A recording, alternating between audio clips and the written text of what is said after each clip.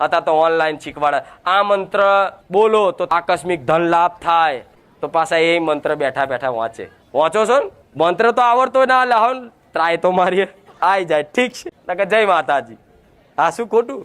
પણ ખરેખરમાં જો એક મંત્ર આલું છું, જો ખરેખરમાં જો તમારે કંઈક જીવનમાં પામવું હોય, તે મંત્રથી તમે બધું જ પામી શકશો. એ મંત્ર જો તમારા પૂરતો રાખવાનો, જે તે ઈચ્છા કરો એ બધી પૂરી થાય. તમારે પૈસા જોઈએ તો પૈસા આવશે, ઘર જોઈએ તો ઘરે આવશે, પણ શું માગવાનું એ કહીશ. આલુ મંત્ર એક, કોઈને કહેવાનું નહીં તો નકર આ રહસ્ય બહાર પડી જાય. પાછું મારા દીકરાએ જે મંત્ર વાપર્યા, અમુક નહીં કહેતા આ તો ભાઈ કઈ મંત્ર તંત્ર છે કેવો તો જ આવું કામ થાય.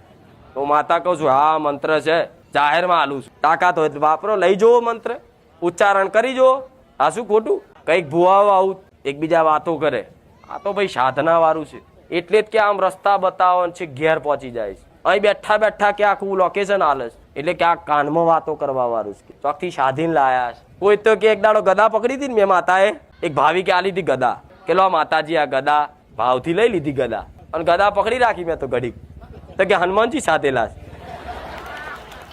કે રામનું નામ બહુ લે છે ને, કે એટલે જ તે મેરડી માતાનું નામ દે, પણ આ હનુમાનજીની સાધના કરી ક્યાં, એટલે પાછી ગદાય મેળ દીધી. લે લે ભાઈ આ ચુંદડી નહીં બોતતી, તો જોવા વાળા ચુંદડીમાં કંઈક જોવો છે, કે આ ચુંદડીમાં કંઈક છે, આ ચુંદડીમાં કંઈક સાધના છે, આ બોધી ના હોય. એટલે જો ચુંદડી હશે તો હું બોલશે, ચુંદડી નહીં હોય ને તો નહીં બોલે. લો ચુંદડી કાઢ નાખું.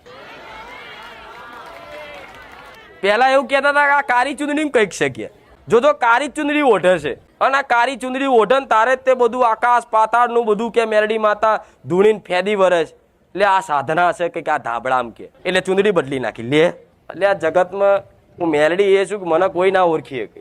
એક સામાન્ય માણસ મને ઓળખી શકે કે શું સાધના કરી? હું તો જાહેરમાં કહું છું કે મારા દીકરાએ સાધના કયો મંત્ર વાપર્યો છે, કે હું મેરડી માતા આવી પ્રસન્ન થઈ અને જગતમાં ખુખાર મેલડી જેવું નામ ધરાયું. કહું ને મંત્ર. જો આ વાત જેને જેને કદાચ વિશ્વાસ કરીને, મારી પર અધરો વિશ્વાસ કરીને પકડી રાખીને, એને મારે કઈ કહેવાની જરૂર નહીં પડે. મારે એવું કહેવાની નહીં જરૂર પડે કે આશીર્વાદ, મારે એવું કહેવાનું જરૂર નહીં પડે કે દીકરા તારું ભલું થશે. ઓટોમેટિક તમને અનુભૂતિ 6 મહિનામાં ના થાય મને મેલડીને કહેજો. તમારે કોઈ મંત્ર હાલવાનો બધા વિચારે છે કે શું કહે છે.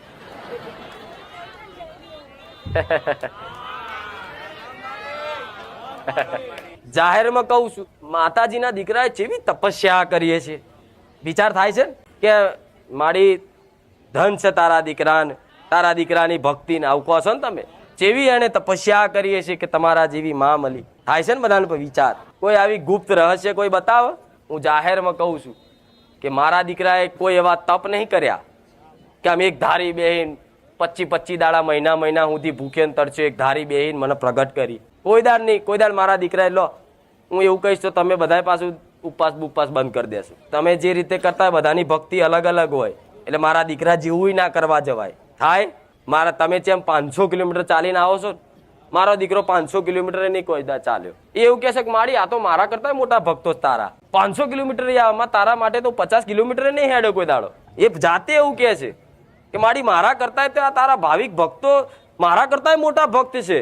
વિચારો, તમારા વખાણ કરે મારો દીકરો કે મારાથી 50 કિલોમીટર ના ચલાય, તારા પારે 500 કિલોમીટર થી આવે છે. તો તમે એમ કહેશો ને કે ધન છે તારા દીકરાને, તો મારો દીકરો એવું કહે છે ધન છે આવા ભક્તોને. કોઈ દાડ મારા દીકરાએ 500 કિલોમીટરની યાત્રા કરી, કોઈ દાડ આવી તપસ્યા કરી, કોઈ દાડ આવી કોઈ ધ્યાન સાધના કરી. એને 24 કલાક ખાલી રામ નામ, જેવું તેવું નામ. આ તો ખાલી પ્રગટ થઈ ગયું છે બધાની વચ્ચે કે રામ. પણ જેને અનુભવ હોય આ રામ નામ શું છે, જેનો આનું મૂલ્ય ખબર હોય, એ જ આનું વર્ણન કરીએ કે બીજા બધાને ખબર ના પડે. બીજા ભુવાને એમ કહો તમે બારે જતા શું કીધું, તો કે એવું કીધું કે રામનું નામ લેજો. તો ભુવો શું કે હોય એમ રામનું નામ લેવાથી સારું થતું હોય? અલ્યા પેલા કીધું તું ને મેં કે ભંગારના વેપારીને ભંગારની કિંમત ખબર હોય, સોનીને સોનાની કિંમત ખબર હોય, અને ઝવેરીને હીરાની. તું ભંગારનો વેપારી, તને ભંગારની જ કિંમત ખબર હોય, હીરાની ખબર પડે? એ તો જે ઝવેરી બન્યું હોય, જેને નોલેજ હોય, જેને જ્ઞાન હોય, એને ખબર પડે હીરો પારખીએ કે. તેવી રીતે હું એવું કહું છું કે મારા દીકરાને રામ નામની અનુભૂતિ કરાઈ, એને રામ નામની મહત્વ સમજાઈ, અને 24 કલાક મારા દીકરાના મનમાં 24 કલાક રામનું નામ હોય, કે 24 કલાક બસ રામ ન જોવો એટલે એને રામ યાદ આવે, અને મુખે રામ નામ આવે. અને રામ નામ એટલું પવિત્ર છે, ખાલી રામનું નામ એક વખત લેવાથી કહે છે કે હજારો કરોડો પાપ ધોવાઈ જાય છે. સત્ય છે કે મારી બોલી દીધું રામ રામ તો આનું ફળ મળશે. આ બોલો છે ને રામ માડી રામ, તો મારું એક વાર નામ દોશો, મારા રોમનું કેટલી વાર દોશો? રામ માડી. તો બે બાજુ છે ને, મારી આજુબાજુ શું છે? બસ આ રામ નામને પકડી રાખો. તમને ભાવ ના જાગે ને તો પરાણે લો, કંટાળો આવે ને તોય લો. અમુક તો કે મારી અમારે તો નામ લેવું છે પણ આળસ ચડે, કંટાળો આવે, મન નહીં લાગતું. મન ના લાગે ને તો પરાણે લગાડો, મન પ્રાર્થના કરો માં મન નહીં લાગતું તું આશીર્વાદ આલ, મોનતા રાખો માં રામ નામમાં મારું મન લગાય.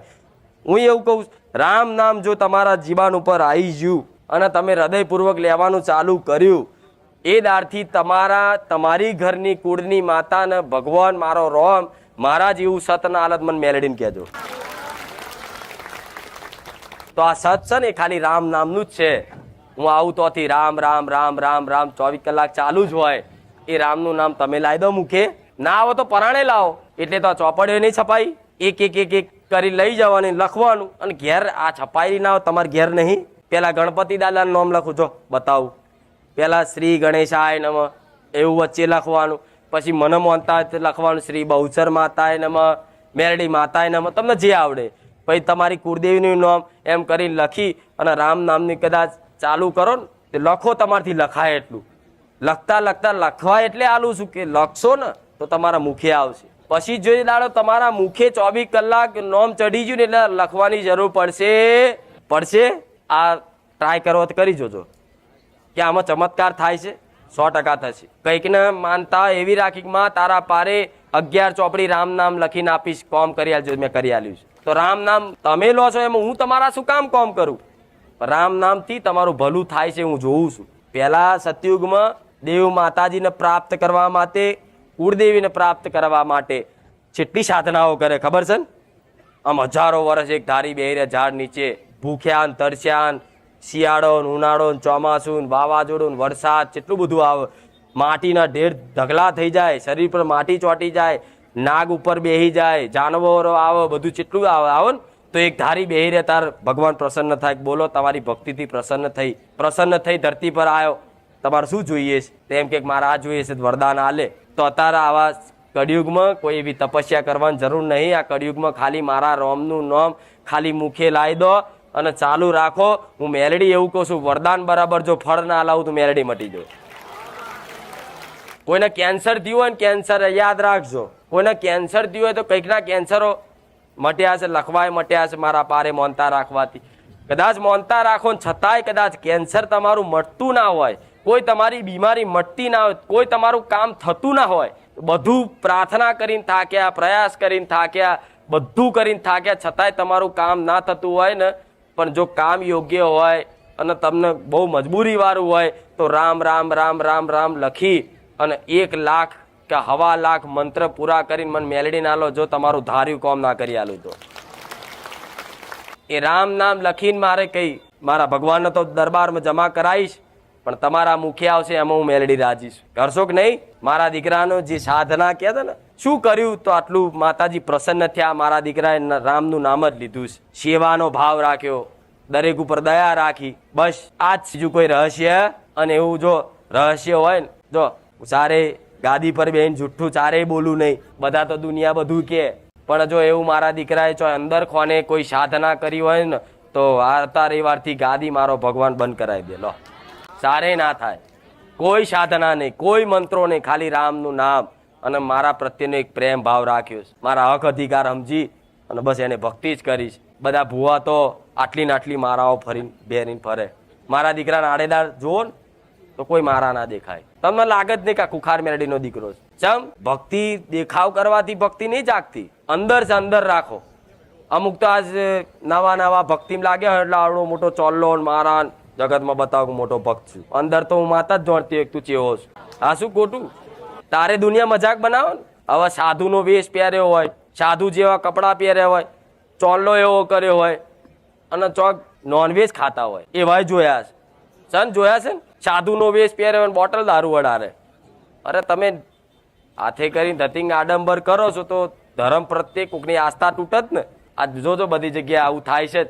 પણ તારે એક ભક્તિનો દેખાવો કરવો, તમારું મન છે ચોલ્લો કરો જરૂરી છે, મારાય પહેરો બરોબર છે, પણ કોકને બતાવવા માટે કરવું.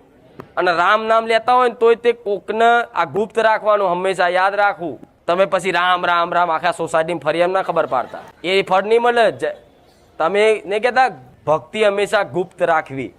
તમે ભક્તિ કેવી કરો છો બાજુવાળાને ના ખબર પડવી જોઈએ, તો એનું ફળ પ્રદાન. આ તો મારા દીકરાની વાત કેમ કરી કે મારા દીકરાએ તો સારે પ્રગટ નહીં કરી, પણ હું માતા પ્રગટ એટલે કરું છું કે મારા દીકરાનું કહીશ તો કઈક દીકરાઓ રામના નામ માર્ગ ઉપર આવશે અને મારા ધર્મના માર્ગ ઉપર આવી અને કદાચ મારા રોમના ને એમની કુળદેવીના બનશે ને તો મારા દીકરા ઉપર જસ લખી દઈશું મેલેડી. આ શું ખોટું? એટલે આ વાત મગજમાં ફિટ રાખજો. હવે અમુક કે મારી રામ નામ દીકરાઓ કરતા દીકરીઓ ઘેર બેઠા વધારે લખશું, જોણું ચોપડામાં